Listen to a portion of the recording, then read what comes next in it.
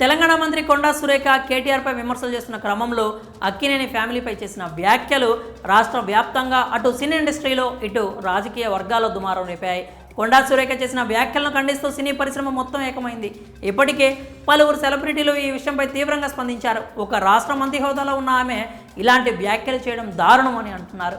రాజకీయ విషయాల్లో సినిమా వాళ్ళని ఎందుకు లాగుతారో అంటూ తీవ్రంగా విమర్శించారు.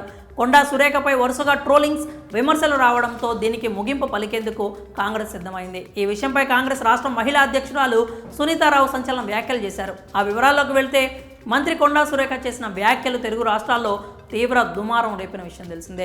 మాజీ మంత్రి బీఆర్ఎస్ వర్కింగ్ ప్రెసిడెంట్ కేటీఆర్ వల్లే నాగ చైతన్య సమంతలో విడాకులు తీసుకున్నారని మీడియా వేదికగా ఆరోపించారు కొండా సురేఖ.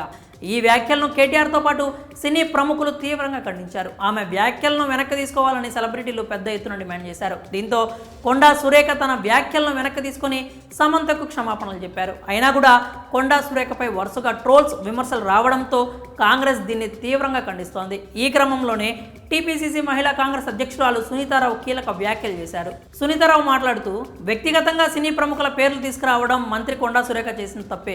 ఆమె తన వ్యాఖ్యలపై క్షమాపణలు చెప్పింది. కానీ కొంతమంది ట్విట్టర్ వేదికగా మంత్రి కొండా సురేఖపై దారుణమైన ట్రోలింగ్స్ చేస్తున్నారు. ఈ ట్రోలింగ్స్ చేయిస్తుంది కేటీఆర్ అన్న విషయం మాకు తెలుసు. వెంటనే ట్రోలింగ్స్ ఆపకపోతే ఈ అంశాన్ని కాంగ్రెస్ సీరియస్గా తీసుకుంటుంది. గాంధీ భవన్ సాక్షిగా పెద్ద ఎత్తున నిరసనలు చేస్తాం. కేటీఆర్కి చెప్పు దెబ్బలు తప్పవు అని ఆగ్రహం వ్యక్తం చేశారు. ఇదిలా ఉంటే తెలంగాణ కాంగ్రెస్ అధ్యక్షులు మహేష్ కుమార్ గౌడ్ సినీ రంగానికి చెందిన సెలబ్రిటీలకు కీలక విజ్ఞప్తి చేశారు.